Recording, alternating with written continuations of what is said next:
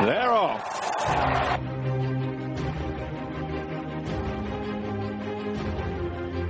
All comers, all round, all beaten. Franco won the champion stakes and lived up to the title. Driven out after running, Sire Crugy has seized the opportunity this season and he's going to land the biggest prize of all and lead the Derby field up to the line, and it's Ruler of the World who won the Derby. A royal win in the Gold Cup. Esteban has done it. Esteban and Ryan Moore has won for Her Majesty the Queen. It's Monroe to win the National.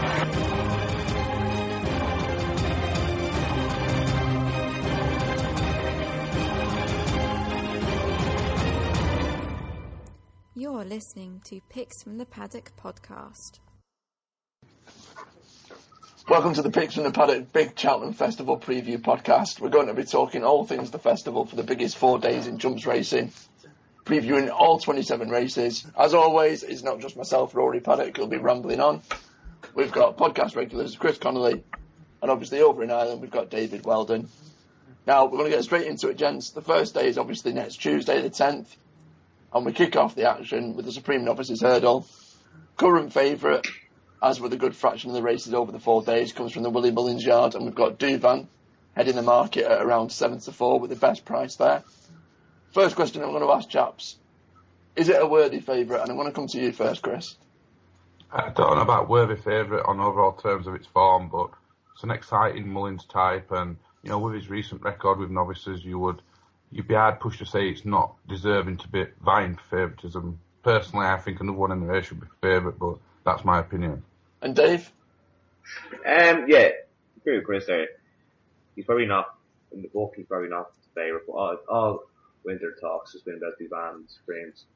Apparently he's the only horse in Willie Mullins yard to get Faheen off the bridle, so take that what may, but 7-4, it's a bit skimpy, probably bigger on the day. Yeah, obviously your thoughts on the favourite there, chaps. For what it's worth, my thoughts on the race, personally, I want to kick off proceedings, as it were. Very impressed with QE when I backed it when it won last time out at Newbury. It completely dominated the favourite by over 6 lengths that day. Originally from the John Oxford yard, running on the flats, so it's well bred. It looked quite green when it won that race, and obviously it's not beat the best of the best, but I think it's got a lot more to find compared to some of its rivals. But I think it's probably one horse that has a lot more left to give and a lot more room to grow. So I think that at about 12-1 is definitely worth a punt. I doubt, obviously, AP McCoy is going to be on it this time, unfortunately. Likelihood is no feeling maybe riding it. But yeah, I think at a decent enough price, that's probably, around the 14-1, 16-1 best price. That's probably where my money's going anti-post. Although I have to kind of agree that, all that being said, I think Lammy Surge probably is the one to beat. Dave, where's your money going in the opener? I'm actually going to take a punt. I'll probably stick Duvan in a Mullins actually on day one, but there's been a talk in the Cheltenham preview nights circling around over in Ireland over here from Johnny Burke and Henry Bromhead. Size John is doing nothing but impress at home. He won probably a poor grade 1 when Nicholas Canyon fell at Fairyhouse before Christmas. That form has since been franked with sub-lieutenant coming out and winning grade 2 last week. 33-1, I think he might be overpriced, and he's a definite runner in Supreme. So at the moment, that's where my money will be going. Chris, obviously I know that you're a bit of a Lammy Surge fan. Are you sticking with the Henderson horse? Yeah, I just think he's got the correct profile going into the race. He still looks a bit green, actually, and he's unbeaten in the UK. The form of his races has worked out quite well, and I think realistically he should be favourite. I've invested on him each way in the anti-post market at around 9-2, 5-1 to get my money back. I think he's a certainty for the first 3, and 4-1 is the best price you can get right now. I'd rather have 4-1 about him than 7-4 about the van, so Lammy Surge for me. Obviously that's our thoughts on the first race. Going over to the second race. Obviously in the first race we've gone against the favourite. Second race we've got odds on shot and many people's banker of the festival. And so heading the betting in the Arkle at odds on 8-13 is the worst price about him. 4-7 is the best. Personally, do you think it probably is the worthy favourite, and you couldn't really argue against that. You can definitely go without saying that the favourite is by far the one to beat, and his last race in Ireland was absolutely phenomenal, where it beat the likes of Gil Gamboa and so on. One thing I want to ask you though, Chris, first of all, is at a price with some firms as short as 8 to 13. Is it easy money to just go and collect and put on now? And if not, where would your penny be going elsewhere? Well, I'd never be an advocate of backing odds on favourites. It's not my idea of fun, especially with novices. And he has tipped up. However, all that said, he's the outstanding candidate in this race. He has got some very strong form coming from Ireland. He's beat the best Irish novices comfortably.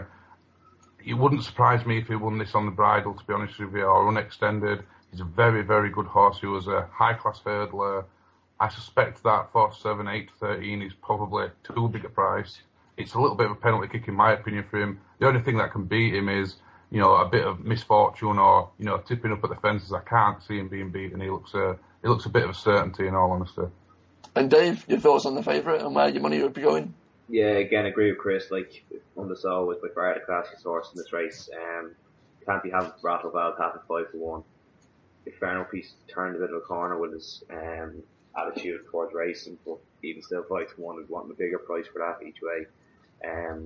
Justice Hill jumps like a mule. Sergeant Reckless hasn't had the best prep.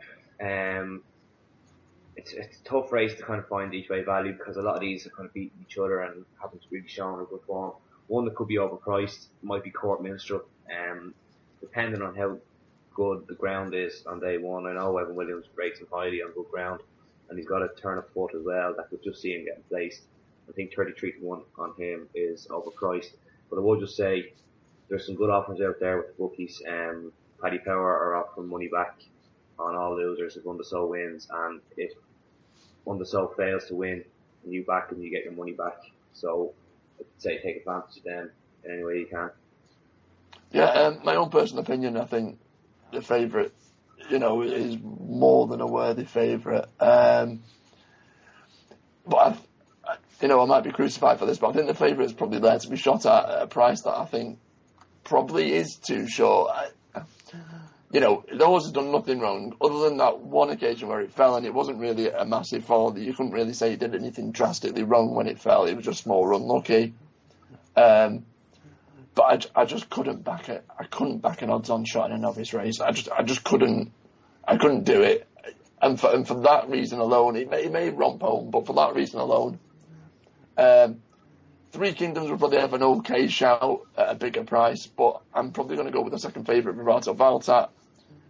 And it's a big if Undersow doesn't have the faultless round of jumping or doesn't take to Cheltenham that well, I think it could pounce. And I think if at 5 to 1, or if you'll probably get perhaps even a bigger price on the day, even if it's a small bit of profit for place money, you'd probably get the same amount of profit getting that to place than you would be backing Undersow on the nose. So just for that alone, on the off chance that Undersow doesn't turn up, then I'd probably go each way for Vivato Valtat if you can get 5 to 1 or bigger. Skipping on to the third race, and it's the first handicap of the festival. It's the Ultimate Business Solutions Handicap Chase. Grade 3 race over 3 mile 1 on the old course. I'll be honest, gents, there's nothing particularly in this that drastically stands out to me. I've not had an anti-post bet on this in any way, shape or form. If I had to go for something, I like Anacotti, but I think he's probably too high in the weights now. If I had to stick with one or two, I'd probably put up either Theatre Guide or Phillips Hobbs's Lamo Cod, who's a course and distance winner each way. But again, no real conviction with these gents. Anything either of you, Chris? Yeah, I quite like Pendra. I think his 10th behind Shut the Front Door at Fairy House was quite a good race, considering he doesn't look the biggest horse, and he got messed around a little bit turning him for home. So I quite like him. I think he's probably been aimed here, and a reproduction of his third behind Present View, probably puts him bang there. He's beaten some good horses as well, the likes of Edward. So I think he's got every chance of running into a place at a decent price with Tony McCoy hopefully booked. And Dave, anything in this that's catching the eye at all? This one, the race, I actually have to cover for picking the paddock, but at the moment, really nothing really standing out from for me. If I had to have a bet right now, it would be on Barricilla. I think this horse been crying out for a step to 3 miles. And if that brings up improvement, I think it will. 16 to 1 will be overpriced and he should run it to a pace. Obviously, moving on to the fourth race is the big race of day one. It's the Champion Hurdle, lads. I'm well and truly sold on the favourite. I have been since its last run. I think Fahim will have to really do something drastic to throw away his chances of winning this. I know you both back Jeski each way, anti-post. With there only being 8 runners now and still a possibility of another horse or two perhaps dropping out and only therefore being the 2 places, I just think Fahim can't really be beaten other than by itself aside. I just can't see past the favourite. Gents, Dave? I've been with Jeski all year. At this point, I don't see 8 declared at the 5-day stage, but I can see all 8 taking their place, and it's going to turn into an odd race now. I think Fahim might sneak an easy lead, with Ruby making the pace, and if you just go on from there, we know he stays 3 miles. He won over 3 miles on heavy ground in Limerick, Christmas before last. So Fahim's the one to beat. He has all the potential in the world, but I just think Jeski might still get a place after 5 to 1. Each way banker meeting, I think. And Chris, your thoughts on the big one on day one? Yeah, well, earlier in the season, Dave talked about this on a podcast about the potential for this race to cut up, and it has cut up terribly. If another one was to be withdrawn, I'd be pulling my hair out because I have Jeski each way. I have had him for quite a long time, around 13 to 2. I think he's a certainty for the top 3. I'm not knocking Fahim, but his form could be a little bit stronger for me. He could have beaten more genuine Grade 1 types, but you could say that about most of them. I think the big problem to go against Fahim is there's only 8 runners. He's likely to get a soft lead, which is the one thing I didn't want to see him get. Obviously I've been after getting him beaten all season with Boucho, so this could be the one I get seriously wrong. But Jeski for me each way. You wouldn't want to discount Hurricane Fly's chances, with there being only 8 runners. If he got somewhere near the front, if he got into a fight, very strong horse. So Jeski each way, but I think Fahim probably is going to get a soft time in front and he'll take some pegging back if so. One thing I wanted to ask one of you as well, when I come to you probably, Dave, is the new one. It's second favourite, but it's a horse that not many people are fancying and not many people are talking about. Where do you think we're going with that? I wouldn't say it's a forgotten horse. It just doesn't jump well enough. Like the pace, they're probably going to be going. Fair enough for him, might get an easy lead, but he's not going to be going at all. It's going to be a championship pace, and I just fear for his jumping. I really do. I know they gave excuses, and they came out today and said, Lois just today and said that he skilled really well at home, but he just doesn't do it for me. Like people say he was unlucky last year when he was hampered by Art Connor. I can't see that. Like he was back in touch, well in touch, coming down the hill, and he just didn't have tactical speed to go with him. He'll stay on up the hill and probably get a place again, but I can't have him winning. Well, obviously that's our thoughts. Fahim for myself and 2 each way plays on Jeski there, lads. Obviously I've touched upon the Mares Hurdle. We're moving on to that. The next race of the day, the 4 o'clock, is the Mares Hurdle. Annie Powell has been favourite from this since last season. It's been evens a good while, but now it's actually an odds-on shot. My own thoughts, in terms of it being yet another Mullins hot pot, as it were, but with it being odds-on, can you be on a favourite that hasn't run in over 10 months and has only ever won at Cheltenham once, which was in a 3-runner race? Chris? She's got the correct form, whether you like her form around Cheltenham or not. Her run last year in the World Hurdle, a reproduction of that would win this comfortably. She was a big player in the Champion Hurdle if she went that route last year, and yes, she's had problems, but you have to remember Willie Mullins has form with this. Crevega only ever used to turn up once a year here and then go to Ireland, so this wouldn't be novel for Willie Mullins. If she turns up anywhere near her best, she will make a mockery of 8 to 13. She would absolutely destroy them if anywhere near her best. I've gone against her in the betting, primarily because I wanted each way value, but if Annie Power turns up 80%, she probably wins easily. Dave, worthy favourite? Oh, big time. She's about £20 in hand on these, and I'm not really one for ratings, but if she as Chris said, she's 80%, she wins, and Rich Ritchie and Susanna Ritchie absolutely adore this horse. They think she's their Gold Cup winner. She would not be running in this race if she was not 100% fit. And as we said, Mullins has track record with bringing horses back for this race. Like, I feel sorry for Glenn's Melody because after last year's run and then Quevega was talk of being retired after the Punchestown run. Glenn's Melody to me was a bank for this race, but again, she's going to run into one of her stablemates who are just more powerful than Andy Power. Andy Power undersold double, remortgage your house, you'd be laughing. You've heard it here first, folks. Chris, obviously you said you've gone against the favourite. Where has your money gone? Yeah, unfortunately for myself, I hadn't noticed till the other day, but I'd backed Carol's Spirit after she was beaten by a bit of a puzzle last time. I think there was a £4 to £6 penalty that Carol Spirit carried that day, so off level weights, I think Carol Spirit's a good bet to get the better of a bit of the puzzle, and she should run into a place really. She's 16 to 1 at the moment. I also have Polly Peacham, who was ultra impressive at Kempton, first time up, carrying a massive weight. She's since flopped, but, around 9 to 1, she's going to get a decent pace to run at, you would have thought, and she's a nice horse on her day, so they're my two against the favourite. Each way shouts. Like I said, Annie Power looks an absolute certainty. 80% Annie Power wins by half the track, so, I'd just be keeping my eyes peeled all the way around on Annie Power. Now, my own thoughts on the race, I'm with you, Chris. I really like Polly Peacham. I've fancied the horse for a while. Has course winning form, which I think is massive around Cheltenham. But I really have to give a mention to a horse that you've just mentioned as well, that seems way overpriced. Obviously, I've mentioned that I'm a fan of Harry Fry, and a horse, again, who has Cheltenham win to its name. Has a Cheltenham win and a win over Carol Spirit. Is a bit of a puzzle. If the ground's softer than good, it'll play into the horse's hands a bit. I think 21 is just a ridiculous price. You take the favourite out of it, who I do rate the favourite, but 20 to 1 for a horse that's beating a horse that, with some bookmakers, Carol Spirit's as short as, I think around 10 to 1.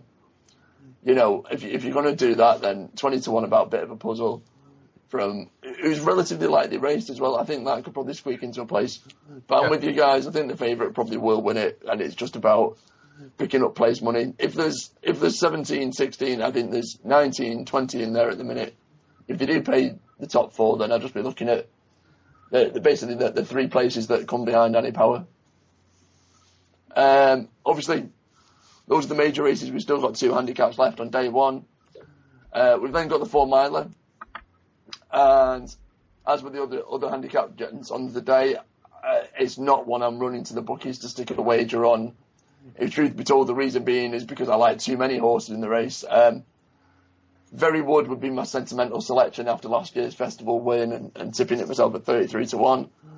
I'd want to stick with that. I really rate the Young Master, but that's in numerous races. It'd probably go to the RSA. But it's one that I really like, especially for the future.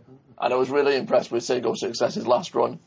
But all in all, with many of them never obviously tackling the 4 mile trip before, I just couldn't be confident about giving a selection in it. And I'm keeping my right to remain silent, as it were. But any lads? I'll go with you, Dave, first.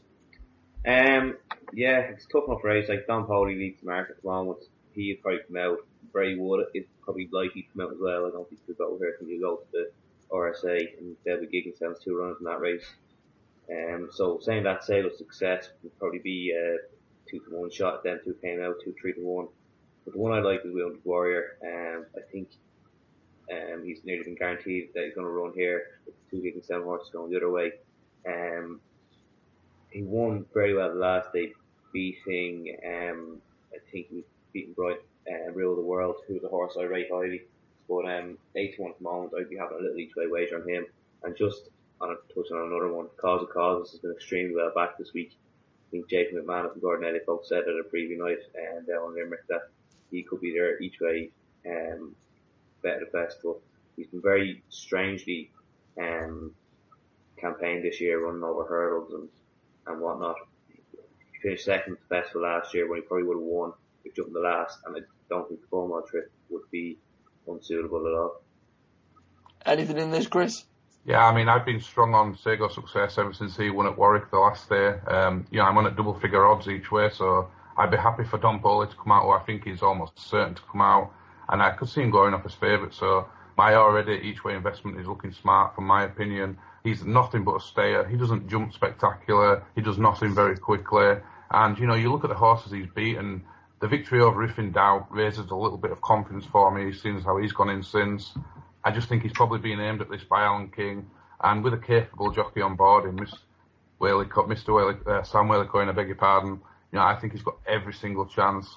He'll be staying on when most of them have cried enough, and I'd be happy with him at a place. You can get him at 7-1 right now if you wish.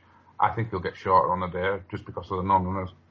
So that's single success for Chris, winning warrior for Dave with a little touch on Cause of Causes. Nothing for myself. We'll move on to the last race, gents, the last day ending for the first day here. I'm going to let you lead the way with this one, Dave. Is there anything in the last race, the final handicap of the day, that jumps out to you or that you like in the final one? Yeah, there's pretty good 10. Start Horizontal Speed's a horse I really like. It's done a lot right over the last couple of years, and it could be still nicely handicapped. There's a horse welcome from Ireland, Bishop's Road. It's got 20-1 at the moment with Henry the Bromhead. It beat Heathfield, who's a Tony Martin well-handicapped thing. But I would like to see Henry Bromhead's horses in better form for a handicap, especially a horse like this doesn't really have the class. He's good form behind other horses. But the one I'm going to stick my neck out on is Stellar Notion at 20-1. It finished well behind Generous Ransom the last day after beating him over the Christmas period. And he's doubled the price. I can't be having that. Stellar Notion, 20-1 for me. Trainer Tom George came out after the race and said that he hated the ground. It was too sticky for him. Cheltenham in the spring is always better ground. It's always good given the ground. Won't get stuck in. Be going through it. 21 each way for me. So that's Stellar Notion for Dave. Anything from you, Chris? Yeah, I've been all over Thomas Crapper for quite a while. He's not really shown himself to be, any great shakes over fences, but he's a very nice horse. He has a second behind Don Poli from last season. And I just think he's a well-handicapped horse. I think he's probably been aimed at this. I think the better ground will be a help. And his love for Cheltenham, I think he's a cracking each way bet. I have him at bigger than his current odds, but 12-1, I think it's great value for a place. So that's obviously Thomas Crapper from Chris. My own thoughts, I'm going to be boring again, lads, and it's just a race that doesn't really excite me at all. It is one I haven't bet on yet, and I doubt I will do unless it's probably small stakes on the day just for a bit of fun. Certainly nothing anti-post. With that in mind, we're going to end day one. We'll be back with day two right after the break. You're listening to Picks from the Paddock podcast. Visit picksfromthepaddock.co.uk. All you need for racing. Welcome back, and obviously we're going to jump straight into day two, chaps, and we open proceedings with the Neptune opposite Hurdle. Chris, I'm letting you kick off proceedings. I know you've muted your interest in parlour games and you backed it anti-post. Is this still the case? Are you still sticking with this one? Yeah, I've been on him anti-post. It was a speculative bet, an interesting sort from John Ferguson's yard. John Ferguson's not got the greatest record at the Cheltenham Festival, but he has some nice horses, and this one's got a decent profile. Going into the race on the back of two decent victories. My annoyance at this race is that Willie Mullins has rerouted Nicholas Canyon from their Supremes to run in this, and, beforehand I thought he was a certainty to run in the other one, Nicholas Canyon, so I'm disappointed that he's in this because I think Nicholas Canyon is a very big player, judged on his last success, so parlour games each way for me, you can get around 7-1. But Nicholas Canyon is a very interesting runner. My own thoughts, personally, I like the look of the favourite, the Willie Mullins horse. I think he's got a great chance, but I actually prefer another Mullins horse in Shane's Hill. Finished second in the bump. And another that I quite like is Alan King's Ord Ab Chow, if that's how you pronounce it, who has a decent win over value at risk as well and would have another big each-way shout. That all being said, though, with them being numbered number 50 and number 60, the likelihood of either of them getting in is probably slim to none. So for that reason alone, I'd probably go with the favourite. But again, the favourite's got that many different entries as well. It is just hard to pin them down. Nothing strong in terms of fancy in there, but if either of the two each-way shouts do get into the race, then I think they'd be worth a few small bets at a decent price. Dave? Yeah, well, just to put your mind at ease there, Rory, Nicholas Canyon definitely goes for this race. James Hill will go for the Supremes, so we'll split 2 Graham Wiley horses.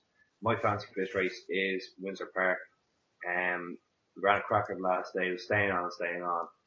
With this being his main priority, Dermotwell will have him straight for this, and 8-1 is nice in the each way price.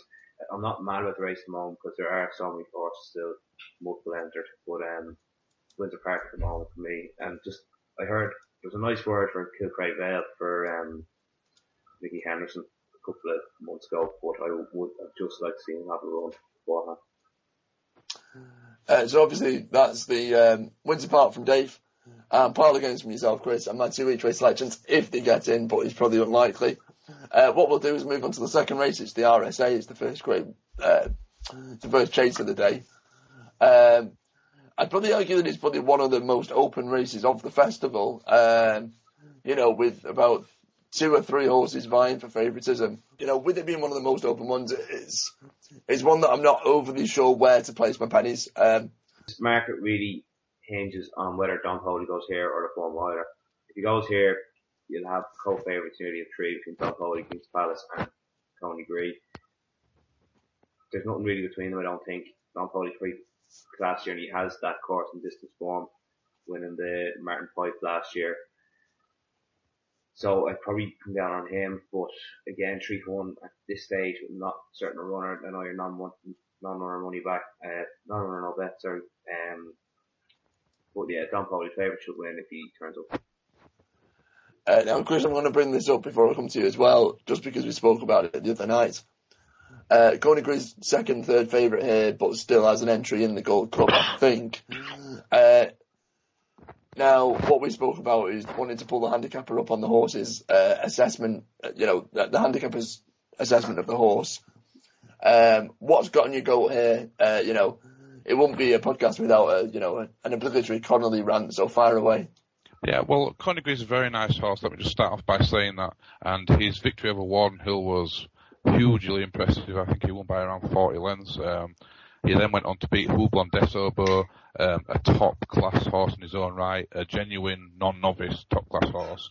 And the handicapper basically tells us right now that Coney Gree could give Denman around 15 lengths and a beating. I'm not convinced. I think he's rated 166 or something like that, far too high.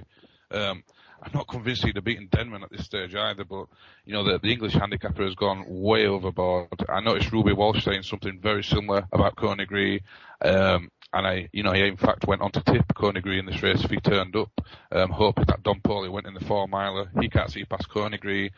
I don't agree with the handicapper. I think he's a very nice horse, Coney Gree, but vastly overinflated rating. Houblon Desobo is a professional loser. Very nice horse, but a professional loser.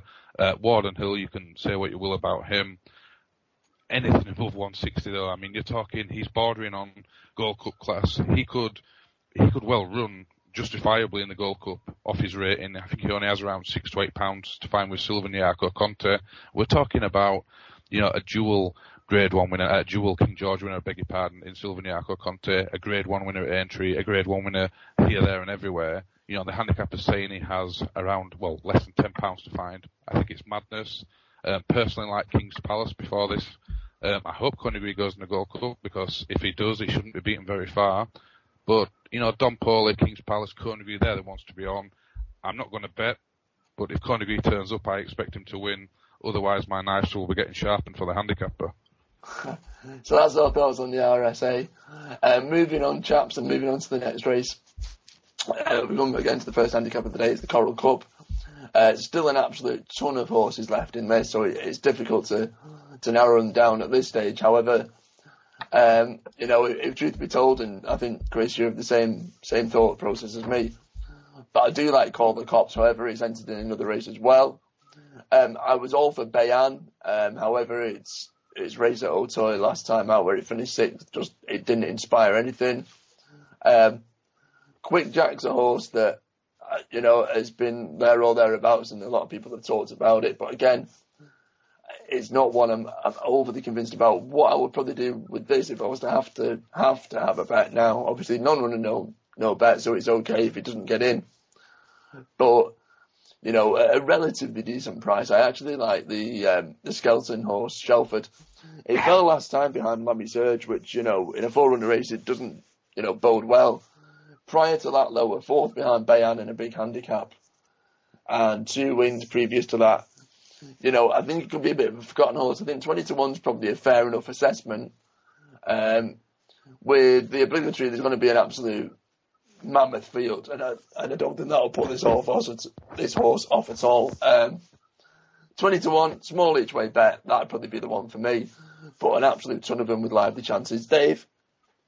Yeah, no, it's not really a race that's kind of taking my eye at the moment, and there's the horse in there, Get Me Out of Here, who I absolutely adore. It's been so unfortunate to just bump into horses here, there, and everywhere. Second in the Supremes, second in the Coral Cup last year. Back again for a crack at it. John Joe's horse come back to form, 25-1, that'll do me. Chris, anything in it?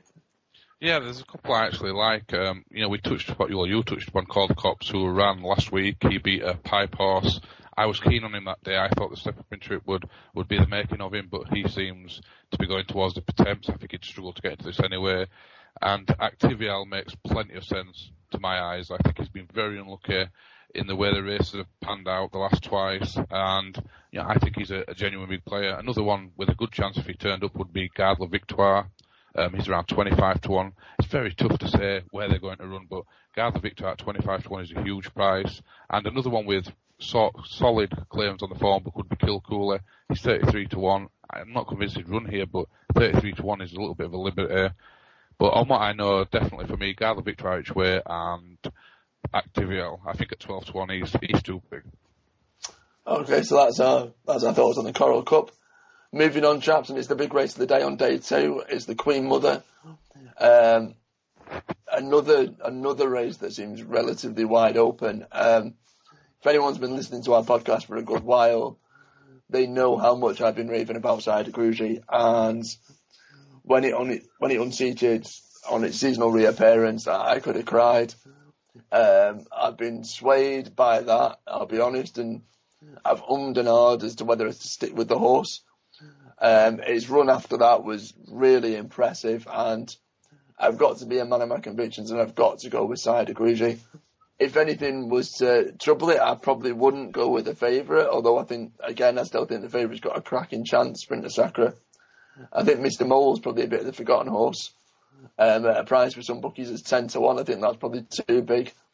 Champagne Fever's been absolutely backed in, and Dodging Bullets really hasn't done anything wrong. It's definitely a big open race between the top 5 in the betting, but I've got to be a man of my convictions and stick with Cider Grugy.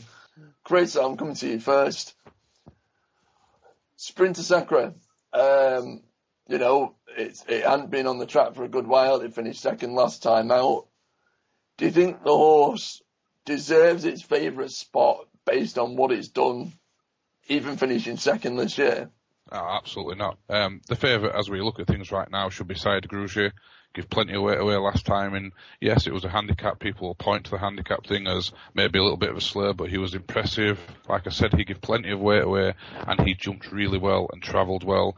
He's entitled to improve bundles for that run, and I'd expect him to. You know, that was the time before that when he unseated. It was just unfortunate. He was travelling well. He may have been beaten at the time, but it was a series of errors that got rid of him. The confidence went. He showed that was just a blip, and he should be the favourite. Sprinter Sacre, the high horse. You know, he was given a very tender ride behind Dodging Bullets last time. That was very off-putting for me watching. You know, why would you be so soft on a horse who was supposedly so good? He's a great horse on his day, but I think Barry Garrett being so soft, that was worrying for me. And he also bled, which I know a lot of people like to say how common that is, but he was given a very tender ride, so there are enough concerns for me to say Sprinter Sacre is one to avoid. From what I've heard or word on the grapevine, and from talking to people and so on, by all accounts, there was an open day at Henderson's Yard, and a lot of people kind of looked at Sprinter Sacre and thought it's a bit of a shadow of its former self. I mean, obviously it's been off the track for a while, and obviously bar its last run. But in terms of just the way the horse looked, relatively recently, I think this is about a month or so ago, and by all accounts, Sprinter Sacre just didn't. It looked fit. It just didn't look as well as it has done. Whether or not in the month leading up to the festival now it's got more about it, it's got a bit more scope perhaps, who knows. But I would say this now, if there is any bookmaker offering odds about Sprinter Sacre not finishing the race, if the decent price, and now don't get me wrong, I don't wish anything bad on the horse, I don't want the horse to fall, but if the horse is as unfit as some people say, I could see the favourite being pulled up. So if there is any bookies offering money, I would take a little bit of that. Might be a bit harsh, but Dave, where's your money going? Yeah, this race, there's often said about this race, and I have a feeling it's going to cut up awful. Hidden Cyclone's already been said today that Sharks send them to the Ryanair, which is against my anti-post portfolio, but sure, what can you do? Bob Say is going to go to the Ryanair. But Cassandra might go to Ryanair, so John Spirit, Paddy Casey, Don Cossack. It's going to cut up really bad. At the moment, the prices, I'd have a speculative bet on Special Tiara. If he can reproduce his Kempton run the last time when it jumped absolutely amazing, it'll have all these working hard. I might just sneak a place at 25-1, be a small speculative bet. Chris, touch money, but where's your money going? Yeah, well, I've invested anti-post on Champagne Fever. I think he's a cracking bet. Well, he was at the time. I can see him just going out from the front, and hopefully, from my perspective, Special Tiara doesn't put too much pressure on him, but he loves Cheltenham, Champagne Fever, and although I think he will be found wanting up the hill, I can't see 3 going past him, so Champagne Fever each way for me. You can get 6-1. I think Mr. Morley's been terribly overlooked. He won very comfortably last time. You have to remember, in my opinion and many other people's opinion, he had Side Grugy beaten, whichever way you want to look at it, and he probably gave 5 or 6 lengths away at the start. So Mr. Morley is probably the logical each way bet at the prices, but I'm on Champagne Fever each way, so I have to stick with it. So we've got a Special Tiara for Dave, we've got Champagne Fever for yourself. I am tempted to win Mr. Mo, but I've just, like I said, I've got to stick with my word. I've been saying this since the Queen Mother ended last year. I'm sticking with Side Grugy to win the Queen Mother this year on day 2 of the festival. Okay, so that was the big race of the day. Moving on, it's the 4 o'clock, and it's a race that a lot of people have mixed reception to as to whether or not it should even be in the festival.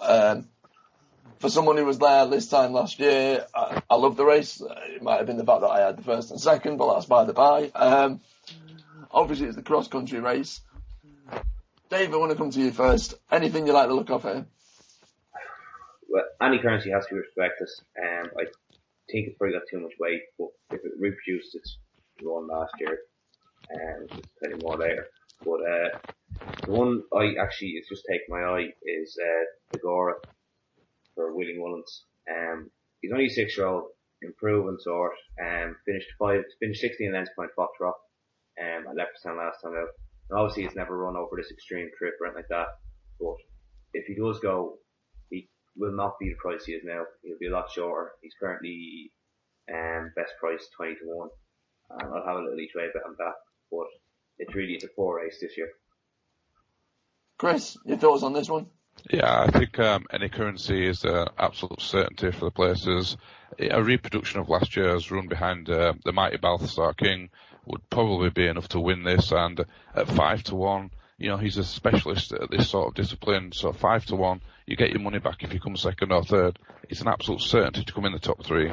I can't see I know Cyclone's has beaten him before, but when we were there last season, he was, well and truly beaten by any currency. He was probably slightly unlucky not to win. So any currency for me, 5-star each way, bet 5-1. Yeah, I'm sticking with you as well, Chris. Maybe I'm sentimental because I backed the horse last time, but I mean, looking at the race this time compared to last year, you don't have Balthasar King, you don't have Big Shoe. So I'd probably argue it's not as a competitive race as last year.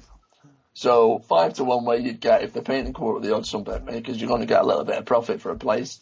I think any currency is a decent bet. One that I will mention though, that's around 25-1, is Charingworth. The horse has, I know that it's a completely different test when you're running around here, but the horse has good Cheltenham form. He's actually got a second behind the Young Master back in October, which is pretty decent form. It then went on to win. It was pulled up last time around Exeter, but I don't think it wasn't a great concern. And I think 25-1 might be a decent enough bet at a much bigger price. But yeah, I'm with you. Any currency for the cross-country, the favourites race to probably win. Moving on, obviously we've got the 4:30, it's the Fred Winter. Want to let you kick up proceedings here, Chris. Anything you like the look of in this one? Yeah, I like Dan Skelton's Zareb if he turns up. He's got a nice weight. He's around 12-1. He's only had the 3 runs, and he's been visually impressive in all 3 of them. He's shown plenty going forward. His third, a reproduction of that behind a favourite for one of the bigger races at the festival, was a decent run. And 12-1, 3 runs to his name. I think the yard quite like him as well. I think 12-1's a knocking each way bet, and I will definitely be investing in him. Yeah, I'm sticking with you, Chris. As I did with the last race, Zareb. It's a horse that I liked. Again, when it finished third behind Peter and Co. Unfortunately, that day, and a few horses came out, so we didn't get place money. But I thought the horse was really overly priced that day. I've actually backed the horse anti-post for this. I think 12-1's still quite short, even though that's best price. I mean, some bookies are offering 10-1. Still think it's relatively short, but I still think that there's nothing in there that would be off-putting that I've got to fear overly to not back the horse. So yeah, I'm same as you, Zareb each way. Dave? Yeah, I'm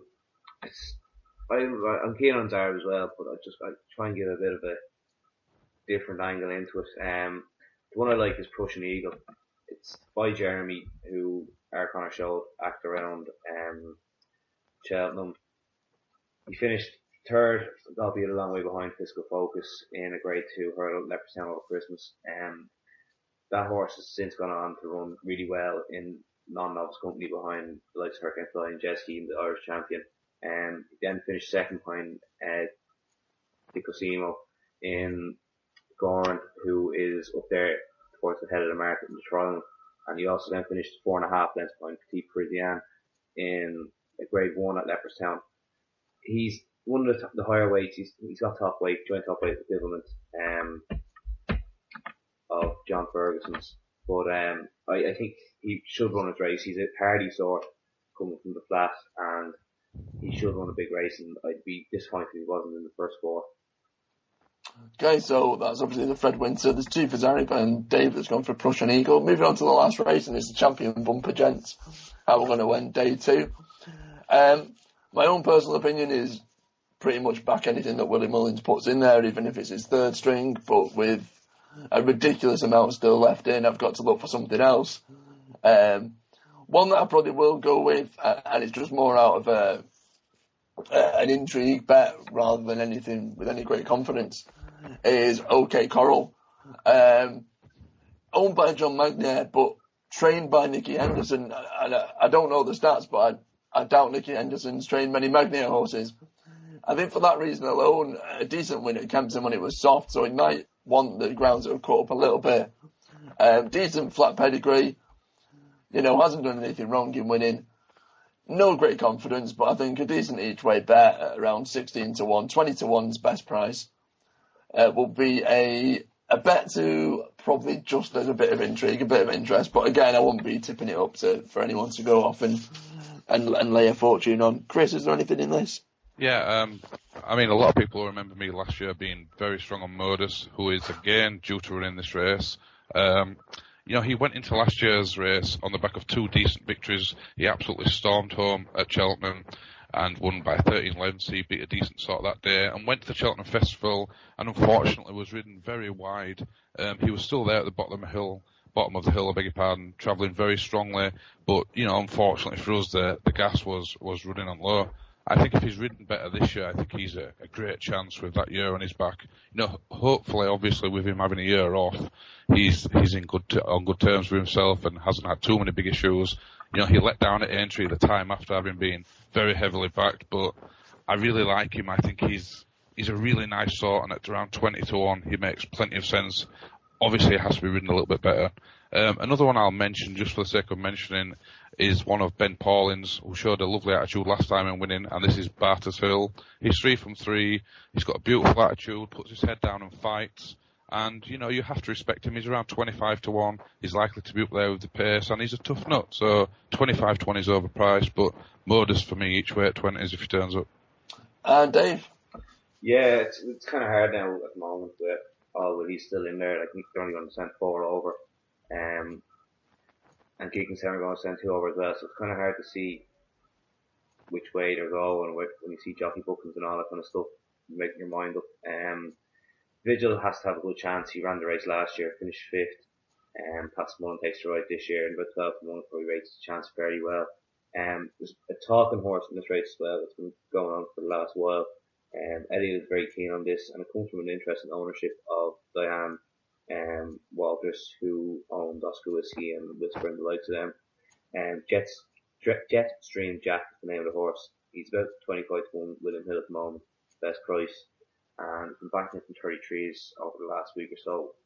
He won his only start very well, and second horse come out and frank that form since, so I'd take a chance on him. Okay, so you've heard our thoughts on the Champion Bumper and our thoughts on day 2. Coming back after the break. You're listening to Picks from the Paddock podcast. Stay updated by hitting that like button on our Facebook page and follow us on Twitter @PicksPaddock. Welcome back. Obviously, we're going to jump straight into day 3. First race on day 3 is the JLT Novices Chase. Another, dare I say again, Mullin's favourite and seen as a bit of a good thing. Valcho leads the market. I'll give my opinion first, chaps. I was all over Petit Zig, thought it had a fantastic chance. Then it went and fell, and now I'm absolutely bricking it. Still like the horse, still think the horse has a cracking chance. But I think 7-2, if you're going to have to back it on the nose to get a bit of profit, I can't stay with it after its fall. I'm going to be boring. I want to stick with Valcho. I think 5-2 with one of the bookmakers is a decent bet.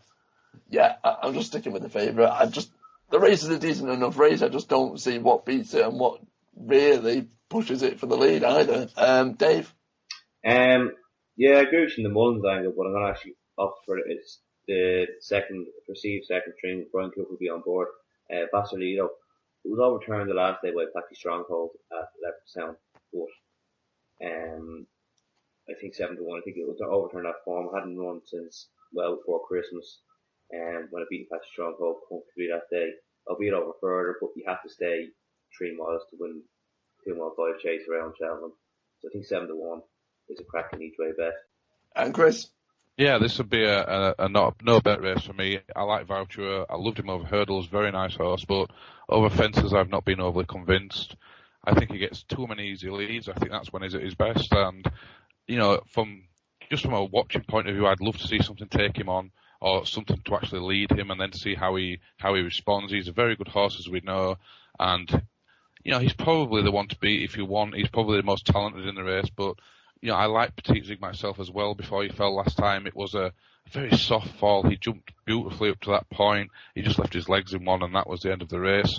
He might be a little bit fragile at the fences. That could be the issue with him. I don't know, but he's talented. And Apache Stronghold was given a great ride by Carby the last day, so it's a no-touch race for me. I expect Voucher to go off in front, and like I said, I hope something takes him on. But it's a no bet. I mean, Petit Zig would be the one I wanted to bet. The fall puts me off, though. Okay, so that's our thoughts on the first. Moving on to the second, it's the Potemps Network final, listed handicap race. Again, an absolute plethora of horses still in there. I did like Cup Final. I was quite strong on Cup Final until it decided to, end up with an injury and is now not going to the festival. I've already touched on the fact that I like Call the Cops in another race, but I think it's probably more than likely to run in this. Instead, it's 8-1 favourite, worthy favourite after what it did last time. And it's probably the one I'll go with. I know you're pretty sweet on the horse.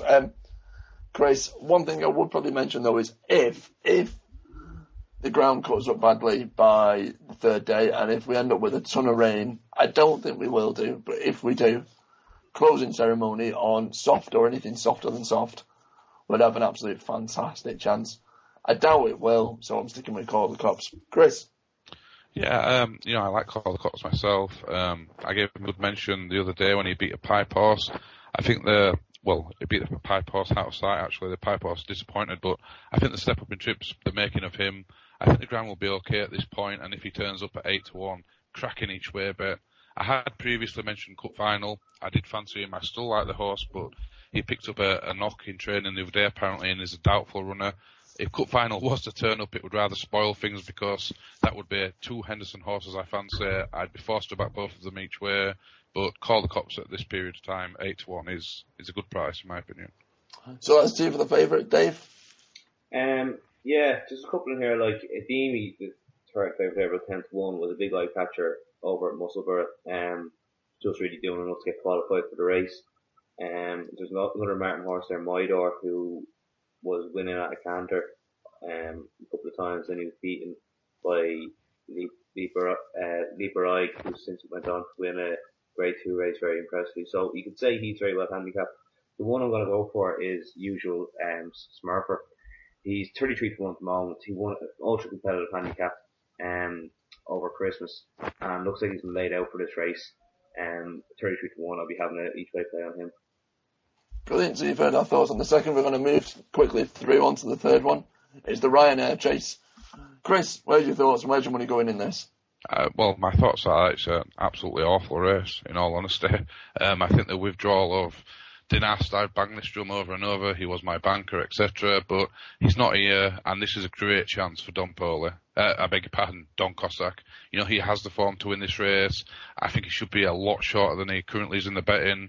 And, you know, I'm surprised the Irish aren't calling him their banker. I think 7-2 is a huge price on the form, but I like Marfule, but I think she's probably going to be going to entry afterwards, and she jumps them big fences really well, the mare.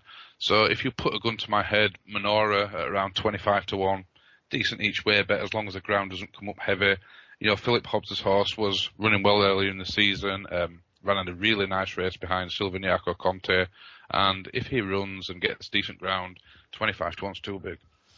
My own thoughts, I'm with you on Don Cossack. I think 7-2 is a ridiculously too big a price. I would put that in lucky 15s, in doubles and trebles, and absolutely anything for day 3. I really like the horse. One that I'll go with, and I know you've been keen on, Dave, but it's a horse that I tipped up for the festival last season when it ran in behind Dinast in a Grade 1, was Hidden Cyclone. I backed the horse the first couple of times that it's run in November and December when it fell and came second. I was cursing it, and then decided to go against it when it ran at Punchestown, and it won relatively nicely when it beat Bright New Dawn. I think, although it was probably going to go for the Queen Mother, I think the fact that it's going for the Ryanair is probably a much better option. I think at 10-1 with some firms is probably way too big a price for this in a race that isn't, you know, it's not like you've touched on, Chris. It's not the best race at all.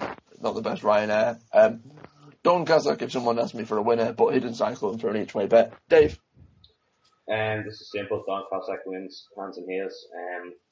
Far the best form this year. He's been given a just correct. He was over raced as a novice horse last season, and has turned out to probably be up there with the best Irish novice that's turned for second season novice this year. 7-2 is an absolutely ridiculous price. You think about it, he was 4-1 when Dinast was still in the race, and he was 4-1 when Q-Car was still in the race. They're the two main opposition. He's now still only 7. He's still 7-2. Put your house on him. He's certainly. Okay, so you've heard it here first. Everyone's pretty much on with the favourite for this race. Moving on, it's the big race of the day, the feature race, the Ladbroke World Hurdle. I want to start with you, Dave. I want to come to you. I'm going to ask you a question. Is this probably one of the worst Ladbroke World Hurdle we've had in a long time? Yes. The fact that Rock on Ruby and Zarkander are 5 and 8-1 just shows how much of a poor race it is. I was leaning towards the 10 of Colonel, at a bigger price than 10-1. It's too short now. This could be won by an absolute rag. A Fisher's Cross, no chance. The one I'm kind of keen on now, if ground come up soft, I'd be all over the dig out. But it needs soft. If it's not soft, it won't go. Monksland was beaten by that horse on heavy ground at Gorn Thursday over in Ireland a couple of weeks ago. He'll be better for the better ground. He was coming back off a quick run after Christmas and 16-1. I'd be taking him, but like really, it's a poor race and anything could really win it. Chris? Yeah, I couldn't agree anymore with Dave. It is a shocking world hurdle.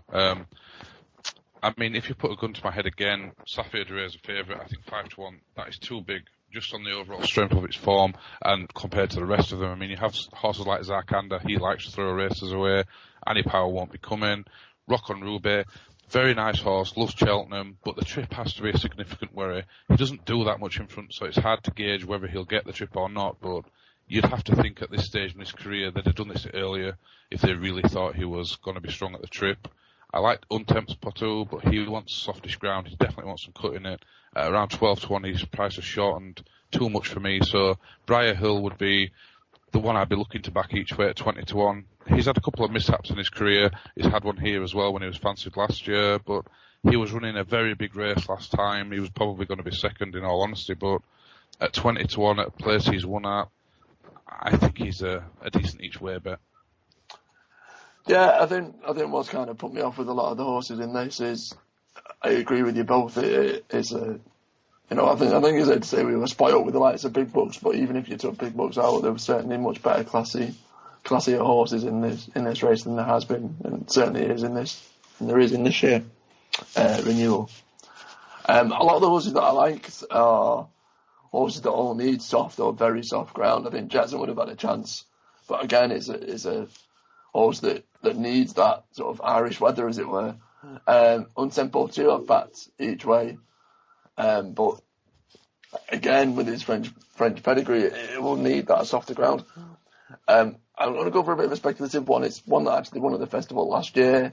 Comes from the Henderson Yard, and I think Whisper's probably got a relatively okay chance at 14-1.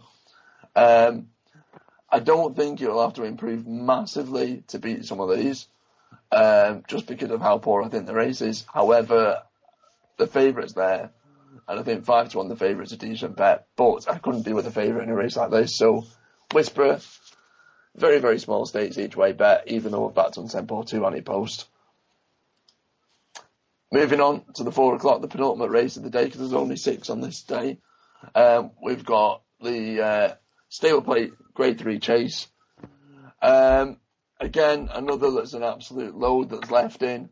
I'll kick off proceedings. It's a race that I want to look into. It's Canterbury is the one for me. Nichols' horse that seems to run relatively well around Cheltenham. Its last 3 races have all been at Cheltenham, where it's finished first, third, and it's pulled up. I think it's got a decent enough weight. I think a third behind Don Poley at last season's festival is decent enough form as well. When it ran in the Martin Pipe conditionals. I think it's number 12 at the minute, so I don't think it's going to be carrying top weight or burdened with a massive weight. So around best price 16-1, yeah, there's certainly probably better, classier horses in there, but I think at the age of 6, it's probably got room for improvement. And as I've touched upon previously, I think course form around Cheltenham is a massive plus. Good to soft. If it stays around there, then I think that will probably suit the horse as well, and it should have a cracking chance. Dave? Yeah, it's an interesting little race, this, actually. The one that catches my eye straight away is Tackling the Sub. John Joe was on record last week at the weights revealing for the Cheltenham races that he was likely to go down the handicap route. So he obviously thinks he's well in on 154. And John Joe says that with his record in handicaps around Cheltenham, who might disagree. He's already a Grade 1 winner in JLT last year. I'd imagine AP will take the ride as well. Although there are a few JP horses in there. He won on him in the Cheltenham Festival last year, so I can see him taking the ride again. But the one that I'm really keen on is Bywise for Evan Williams. I'm realising now I've took 3 Evan Williams horses on the podcast already, so I'm kind of hoping he has a good week. But if you watch them run in the novice handicap on the Tuesday last year and watch them closely, you'll see he hit nearly every fence, and he spread eagled after the third last, I think it was, but he just kept on staying on, picking in and going by horses to finish 5th. And then again, he was well enough fancied in the Paddy Power handicap chase before Christmas, and did the same thing again. Hit every fence, didn't really jump. I'm just praying Evan Williams has had a day of school and a week of school and into him to get him jumping properly. And if he jumps properly, he could have 5 clubs in hand. He can run in novice handicaps all year to keep himself race fit and keep his handicap at the same level it is. And if he jumps well, he could have a stone in hand. And Chris, your thoughts on this? Yeah, I quite fancy running this myself. It is a nice race, but I fancy at a glance, who was desperately unlucky not to win here last year. Brian Hughes just could not get a run behind Present View. With a run, he definitely won, there's no doubt about it. The issue with him is that he generally does not like good soft ground, even though that was on good soft ground. He generally goes better on good soft ground. So I'm praying for a little bit of sun in the build-up for this race, but I think 20 to 1 is far too big a price. He will have almost certainly been aimed at this all term, and his previous runs at the festival make him interesting. 20 to 1 each way. I think with a bit of luck in running, he's a great chance. Okay, I'm moving on, lads, to the last race of the day, the 440. It's the Kim Muir. Starting with you, Chris. Anything in this at all? This is a disaster race waiting to happen. Plenty of them have chances, and I guess a lot of people will be looking which amateur ride which horse. It's a competitive sort of race. It's over 3 miles, 2 furlongs, and there are still 89 runners standing their ground, so a lot of things can change in this race. If you put a gun to my head and ask me to pick one, I do like Easter Day. He's had his problems, he's fallen and been pulled up recently, but if he got his hack together, he'd have a great chance. I love Sol. Sol is a lovely type, but I'm more interested in him in the National. If he did turn up here, it would be rude not to have a few pound each way from my point of view, so I'd do that. And Pendra, he's entered in another race, and I gave him in the other race, but if he was to come here, he'd be my other selection. So Pendra each way at 14s if he turns up, and Sol each way at 16s. Yeah, again, I think it's one that I'll probably keep quiet about. However, again, gun to my head, I think Champagne James over in Ireland, if it gets soft ground, will have a decent chance. You've got to respect amateur riders, especially riding for that yard. But again, that would just be a speculative effort. Probably a race that I'll play on the day. Dave? Yeah, it'd be the same as you. There's one there just looking at the entries there. Bo Zickard achieved an amazing feat last summer, winning 2 races in the space of 24 hours. You see it sometimes in the flat, but not really as much over jumps. He's put away since running in the Munster National, I think it was, and he finished an unlucky second. No Meads horses are flying at the moment, but he doesn't have the greatest record around Cheltenham. He looks like he can put away for this. It's 20 to 1 at the moment. I'll have a speculative punt, I think. Okay, so that's our thoughts on day 3. Come back after the break, we'll be talking all about the last and final day. You're listening to Picks from the Paddock podcast, your dedicated racing podcast. Want to own a racehorse? Pay as little as £10 a month and join Picks from the Paddock Racing Club. Get involved and own a winner. Welcome back, ladies and gents. Obviously, 4th and final day. It's the Friday, it's Gold Cup day. We're going to kickstart things off with the JCB Triumph Hurdle, 1:30. Dave, Peace and Cole's the worthy favourite, but where's your money going? Yeah, like Peace and Cole, he's been on a bit of a drift at the moment. He's 5-2 at the moment. He was short of 7-4. He's still a bit skinny for me. Favourites don't really have a great record in this race as well. I really liked, from what you could see of it, because the fog that day at Gorham Park was ridiculous. Di Cosimo for Willie Mullins was about 14 to 1. He's the one I like. Depending on jockey bookings, he'll be Mullins' second string because he'll have Pete Parisian as well, and Kyle Keir, who was well taught at the start of the year. Also, I have a feeling he'll improve a lot and could be the best of the Irish. Of the English, the one I like is the Alan King horse, Pan Out Chocolat. He's about 20 to 1 at the moment. He's done nothing wrong, and he's beaten a couple of decent horses who've gone on Frankfurt form, and I think he could be just a little bit overpriced there. Okay, Chris? 5-2, Peace and Co. I think he's a banker. I can't see him getting beaten. I think they'll go a good pace in this race. There'll be enough going a good pace up front, and they'll set it up for him. He's quite a hard puller, and he's shown signs of greenness still, but he's done everything pretty comfortably. He's won his races handsomely, and I just can't see anything against him. I think 5-2 is a very big price. Beltor's interesting. He was green last time when he won, but I think he's a fair bit to do to be troubling Peace and Co. And won at an absolutely massive price, and just because the stable is absolutely flying, it'd be a little bit interesting in his New Street. He's around 66 to 1 for Jim Best, but Jim Best is popping winners up left, right and centre at present, and he'd be quite interesting, especially if any money came for him and if he did line up. But I think it's a line-up job, and Peace and Co should be a banker. I want to go completely against you, Chris. I like Peace and Co because I like a horse that finished behind it 2 starts back. However, I just couldn't be with a horse that, even though it's got Cheltenham form, has looked as green as it has, and it's only ever been, the first race it won, it was in France in a 3-horse race, and then it's run twice since in 6-horse races. I don't know how it will fare against big fields. I know that's probably true with a lot of these horses, but the fact that it is a favourite, I like what it's beat, so I can't really dismiss it completely, but I just think it's too short a price. I would even go as far as to say the next time I see you, if Peace and Co doesn't win, then you owe me a pint, and if it does, then I owe you one. I've backed Hargam anti-post at 10-1. I think if you can still get an each way bet, say 5-1 or bigger about Hargam, I think that's a decent price. It won at Cheltenham the same day Peace and Co did, and after it did that, I was raving about the fact that a lot of people were raving about Peace and Co. However, I was more impressed with Hargam's win. It was over 2 mile 1 on good to soft ground. Peace and Co as well, just to kind of touch on the horse, has only won on soft grounds. If it does start getting softer than good or good to soft, then Peace and Co's chances will probably improve. But Hargam, I think I want to stick with my anti-post bet. A decent price. AP will be on board. It was really, really impressive when it won at Cheltenham, in my opinion. And I just think place money, if not the win, Hargam for me. Moving on, second race. Obviously the 205, the county handicap hurdle. I like far too many in this race that it's kind of getting to a point where I just want to pull my hair out. So with that in mind, I'm going to come to you first, Chris. Yeah, this is a bit of a disaster for a punter because there are plenty of them still in. There are plenty of them still double entered. I've talked about a few already. Kilcooley and Garde La Victoire. They're both horses with chances if they turned up, but as I've mentioned them earlier, you just have to bet them wherever they turned up, I would have guessed.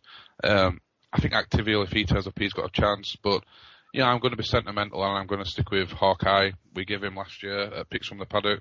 We backed him at Cheltenham when we were there watching, and 25-1, I think he'll have been primed for this, and he's a each way chance. He's maybe not as unexposed as he was last year, but in handicaps he's still relatively unexposed, and 25-1 is a big price for a course winner. Yeah, again, obviously tipped up with yourself last year for PFTP. We were both there. Seeing that run home was fantastic. I'll tell that story forever and a day. But they bore the grandkids with it whenever I have some. But to go against the horse, it weighs heavily. It's definitely going to see some of my money. But I've got to stick with the horse that I've given anti-post in our article. Calypto's a horse that I really like, but it's a horse that I've not tipped up because it's been multiple entered. So Cheltenham's the one for me. A lot of people forget that this horse is a former festival bumper winner. Second behind Violet's Dancer in a massive 23 runner handicap at Newbury last time out in February. Reads well. I backed it that day and tipped it that day at 22-1. So if you're on, shame we couldn't get in for the win, but a 22-1 place is okay. It's starting to hit a bit of form. Comes from a decent yard in the shape of, obviously, Hobbs. I think his yard is going to struggle to get the winners over the 4 days, I'll be honest. His string doesn't look as promising as it has done previously, but I think he's probably going to go the handicap route with a lot of his horses, and I think this will have a decent chance at around decent price of 20-1. Dave? Yeah, there's two horses here, first one is John Joe, and the other horse, Goodwood Mirage. It looks very well handicapped on its best form. Got no run the last day when it fell down to first just after 18, and now he's going to be retired. But the vibes coming from John Joe's yard were positive towards it, and if it gets looking run and all that, it should be fighting there at the end. But the one that's really interesting is a former Fesco winner over fences in Cervelo, who's rated 154 over fences, but gets in here off 131 off the turtle rating. So just based on that alone, he'd have to have a massive chance. He has loads in hand, and based on his jumps, fences, handicap mark. So at 16-1, I'd have to be having a play on him. Okay, moving on, chaps, to the 240. We've got the Albert Bartlett Novices Hurdle. I'll go first. horse I like in this is Karachi Apache. I think the favourite's probably going to take all the beating, and I think value at risk could be into a place, but I think that horse is relatively inconsistent. So Karachi Apache, it fought back when it beat Black Lion last time, won its last 3 starts, come from a yard that are starting to really fire in Nicky Henderson's yard. The fact that the horse is actually a better price in betting than Black Lion, I think is a bit of an odd one. But, a win at Doncaster was, last time out was decent. A win at Plumpton and Sandown times before that. He's not really done much wrong. I think it's relatively lightly raced. I think it's got a lot of scope for improvement, and coming from a top yard, I think where it'll probably have Barry Geraghty on board. Yeah, that seems like a relatively decent. Again, not a massive fancy, but best price 14-1, I think. Likely winner will be the favourite, but Karachi Apache 14-1. I think that's probably a little bit overpriced. Dave? This race is a minefield for me. People call it the potato race, but I fancy far too many here to have a serious input on it now. No More Heroes scoped 4 out of 5 the last day, which is pretty bad. When he was disappointing, finished 4th behind Outlander and Martello Tower. He should reverse that form. 7-1 is a decent chance. Been a bit of money for him. I also like Martello Tower. I think 3 miles would be the making of him. Value at risk needs to step up the trip as well. He should have a chance. Fletcher's Flyer and Definitely Red were close to finish the last time around. Fletcher's Flyer was giving weight away. He should reverse the form. Definitely Red, like both the horses as well. And Beast of Burden was a very comfortable winner when stepped up to 3 miles the last time, and 25-1. Given the odds, I'd probably be playing him at the moment, but it's a wide open renewal, and actually could be one of the best knowledge races of all. Then take the chance. Chris? Yeah, I've been listening out for people's opinions on this race for quite a while, and quite a few people I know Definitely Red from the Brian Nelson yard. I know I've heard that Richard Johnson thinks he's got a great chance coming here. He was a decent bumper horse. He's won at Cheltenham. He's beaten Fletcher's Flyer last time, albeit receiving weight. I think he might have been prepped at this race. I think this may be the plan, and I think he's a great chance each way. I think 25-1 is far too big, and I can see him, probably dictating or being up there near the pace, and I think he'll place at 25. Moving on, obviously the big race and the jewel in the crown of the 4 days of the Cheltenham meeting. You've got the Betfred Cheltenham Gold Cup. The big one, gents. Dave, you first. Where are we going? I've kind of named it colours to mass and roll to riches all year. So, since he has the pace to win Galway Plate over 2 miles 6, and he has the stamina to win at Leopardstown over 3 miles. And Leopardstown is a longer and stiffer finish than Cheltenham. He have no issues staying. He have no issues with the hill. I think he'll win. I'm fairly confident now at this stage. Carrying for Lock should be close, looking behind. Can't be having Holywell 10-1. He's not a Gold Cup horse. Many Clouds has it all to prove on good ground. Jack Adam, he won probably the poorest TSDs in living memory. Fair enough, he can improve. He's only a 6-year-old, but 11-1. I just want nearly double that to have a bet on him. The outlier in the group is Lord Windermere. 12-1. Won it last year. He's had a better prep this time round. He's obviously going to run a big race again. Read nothing into the fact that Jim Colby hasn't had a winner since last March. He'd have a great chance. I can't be having a favourite out of 130 around Cheltenham. He'll get vertigo coming up the hill and we'll just knock it home. Chris, I know you obviously were a massive Sylphony Article Conti fan in terms of backing him for the King George, and he did you a massive turn when he did that. But a Gold Cup horse, is it again another step too far? If this was 3 mile 2 furlongs anywhere else, he'd be a certainty. He'd be odds on. He's by far and away the best horse in the race. And when I say that, I think anywhere else he would destroy this field comfortably. He'd probably just dictate and make all the running. But we've had problems with him at the Cheltenham Festival before. He tipped up a couple of years ago when he was travelling really strongly.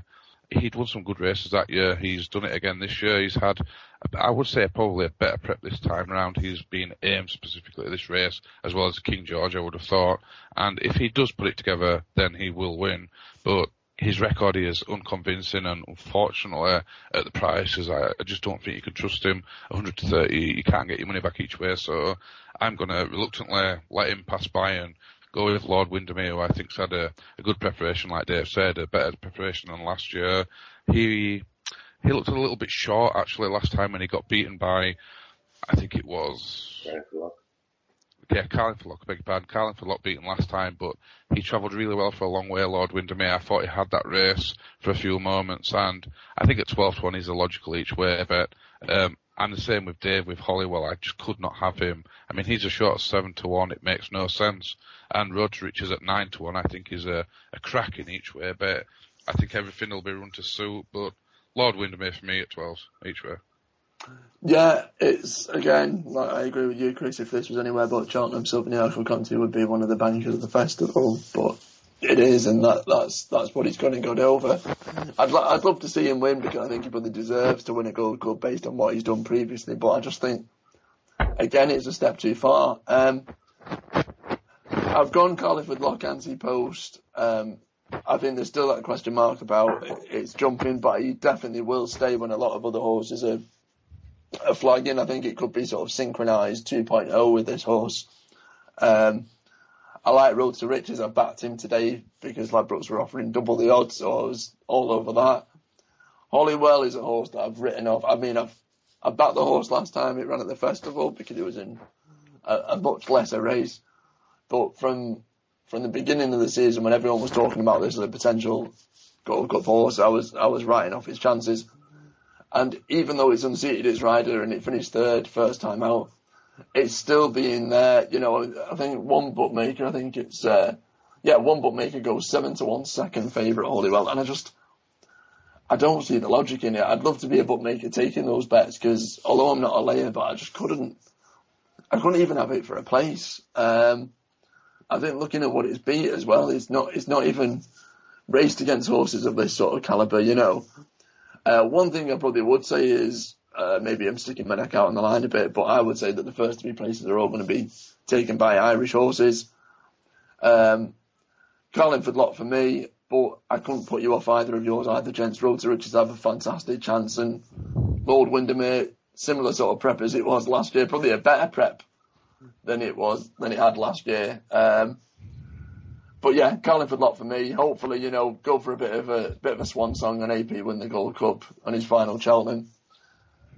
Last couple of races now, chaps, to end the 4 days on the 4 o'clock. Chris, the Fox Hunters Chase, anything in this at this point? I mean, I'll be dead honest, nothing takes my fancy at this stage.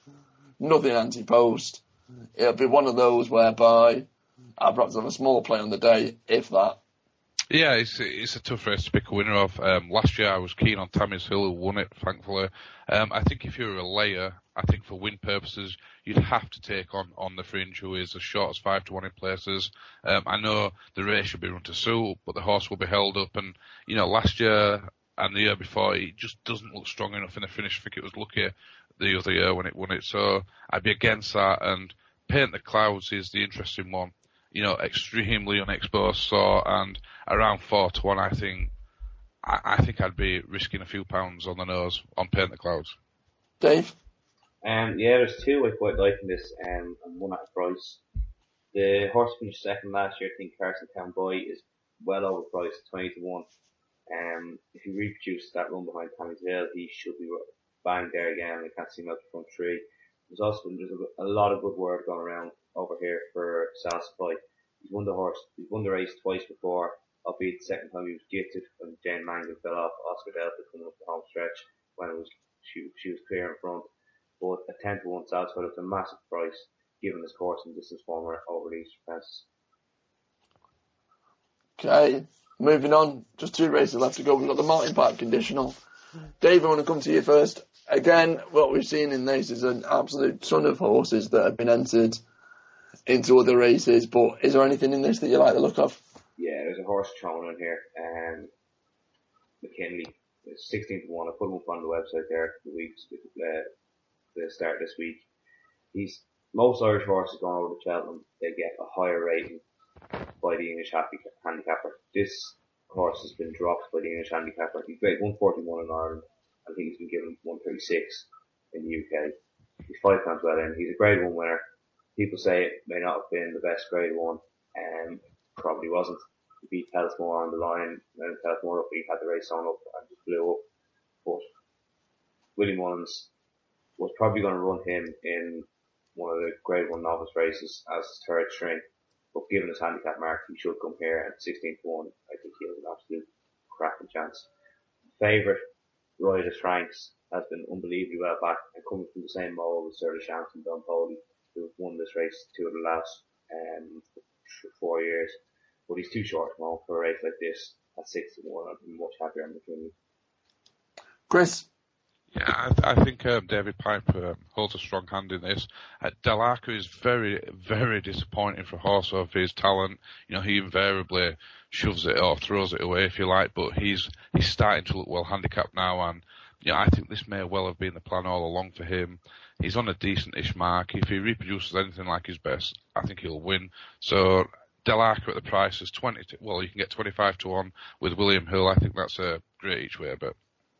Yeah, again, it's a bit of a cop-out here, lads, but there's nothing that's jumped out at me. I think Quick Jack would probably have a chance, but that's entered in about 700 different races at the festival. Everything bar the Gold Cup, so I couldn't give it as a tip with any great deal of confidence. I think just because partly down to Chris saying that Nicky Henderson looks like he's going to have a fantastic festival, I think Clean Sheet might have a decent shout. Again, 16-1 best price seems like quite a decent bet. Not any great confidence, but it's one that I probably will just play with on the day. Obviously, we've got the last race now, lads. The 5:15, final day, final race of the festival. Can we end it on a high? I'll throw my 2 cents in first. It's a horse that I've actually tipped up anti-post in our preview article. The likelihood is that unfortunately AP is probably not going to be, riding it. But if it was someone like the likes of Richard McLaren on board, it wouldn't put me off. It's a horse I actually backed last time when it ran at Ascot, and also a horse that I tipped when it ran at Aintree back in April. It finished 6th of 23 at the festival last time with Maurice Linehan on board, and it was quite unlucky not to probably finish better. It was coming past quite a lot of beaten horses and staying on. That day it was over, I think it was, 2 mile half a furlong. So I think the same distance, it shouldn't be too much of a concern. It probably would want a little bit further, but if it was to be soft, then I think that would probably play into its hands as well. Eastlake's the one for me. Probably had decent prep runs, should strip fitter for its third last time out, and at around 16-1 best price should be a decent bet. Chris? Yeah, this is an interesting race. It's been renamed in AP McCoy's honour, obviously being his last Cheltenham Festival, and there has been a ton of money for Ned Buntline, who is trained by Noel Mead in Ireland. You have to take that money as being very interesting. He's a talented horse on his day who's not had a great year up to date. It may well be that JP McManus and Noel Mead have aimed him at this race, trying to give McCoy a good send-off. So I'm going to be pretty soft and say I think he's a good chance, and at 8-1 he might be a decent price. Of the others, I liked Alderwood to begin with, but without the assistance of McCoy, it's a little bit off-putting. And I'm going to take a chance with Nicky Henderson. I think he will have a good festival this year, Nicky Henderson, and he runs in this French opera, who trades at 33-1, talented on its day, a little bit to find on recent form, but Nicky Henderson, I expect to have a really good festival. And Dave, final words on the final race? Yeah, just touching on Ned Buntline. He was extremely well back in this race last year, and he actually went off 6-1 joint favourite after back in from 16-1 when Carberry was on board. Carberry gave him a very quiet ride that day, and just couldn't get him up to get him by David Russell on Savello. He went on to then finish 4th behind Maloney, who has continued to frank that form. So I agree with Chris, he obviously has a massive chance. I wouldn't be certain that McCoy will ride him, but given the money, you'd imagine he will. It's actually, at the moment, there's not really a horse I'm super keen on in this race, but at the price there, and with the yard starting to come back into good form, Malcolm Jefferson's yard, First to Clyde at 50-1 looks a massive price. He's lightly weighted. he was very fortunate to win that couple of runs back when the last two fell at the final fence, and he went on to win comfortably. He was well clear in third at that stage. I think 50-1 kind of insults the horse a little bit, and I'd be having a little each way play on him. So you've heard our thoughts on all 4 days of the Cheltenham Festival with all 27 races covered. Our final thoughts, our charity bets, and what you've been tipping after this break, coming up soon. You're listening to Picks from the Paddock podcast. Visit picksfromthepaddock.co.uk. All you need for racing. Welcome back to the 5th and final part of the show. You've obviously heard our thoughts on all 27 races and all 4 days of this year's Cheltenham Festival. Going to round up now just with our own thoughts and obviously some of your thoughts from Twitter, and also give you our charity bets.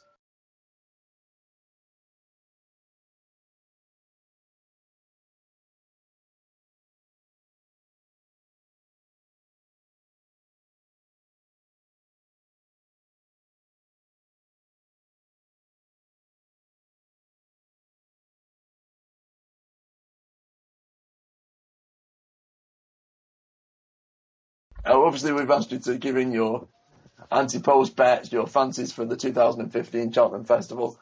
We've had quite a few responses, Dave. Is there any that we just give a mention, give a bit of a shout out to? Yeah, good response on Twitter this evening.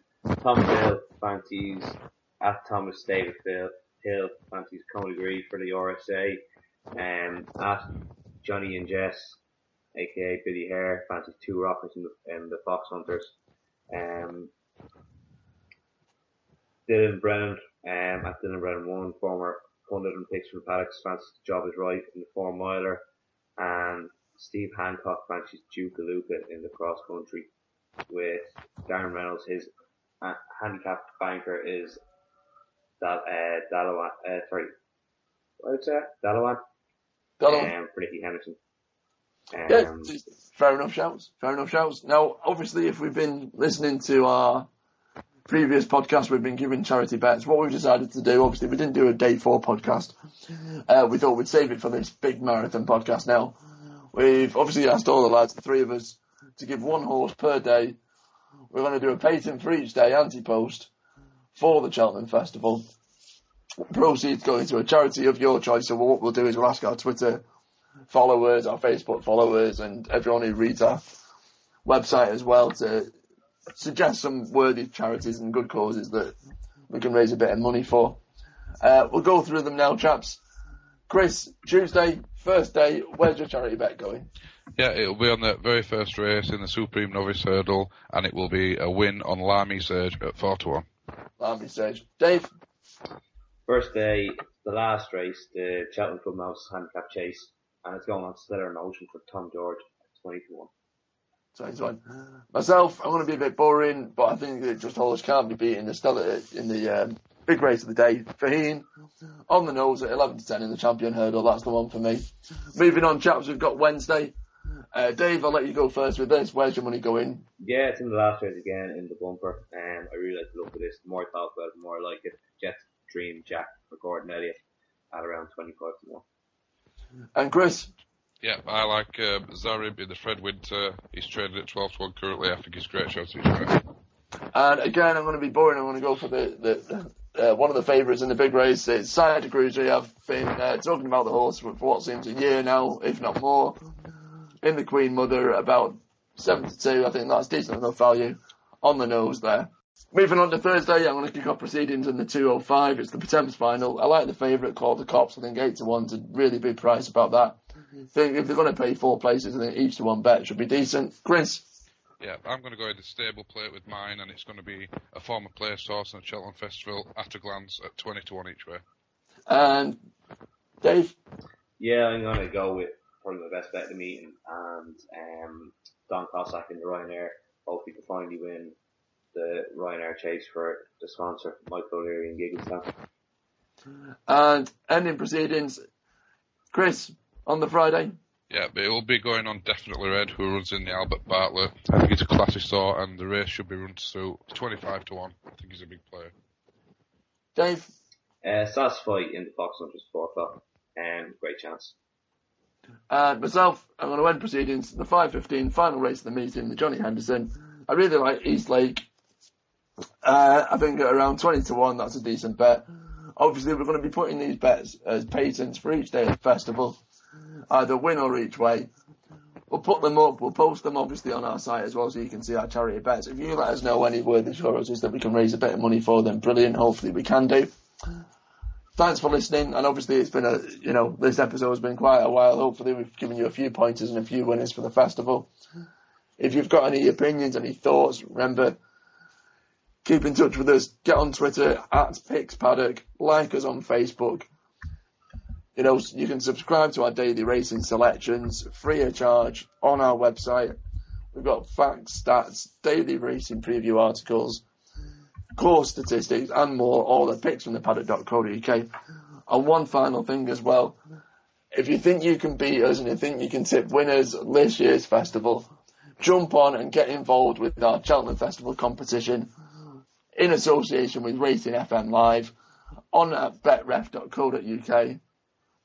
Make sure you get in touch. It's a £3 entry fee, but with a minimum of £200 jackpot, it's definitely worth a shout. Get your friends, get your family involved, have a laugh, and see how you do against us and the rest of our team. Thanks for listening. Visit picksfromthepaddock.co.uk. All you need for racing.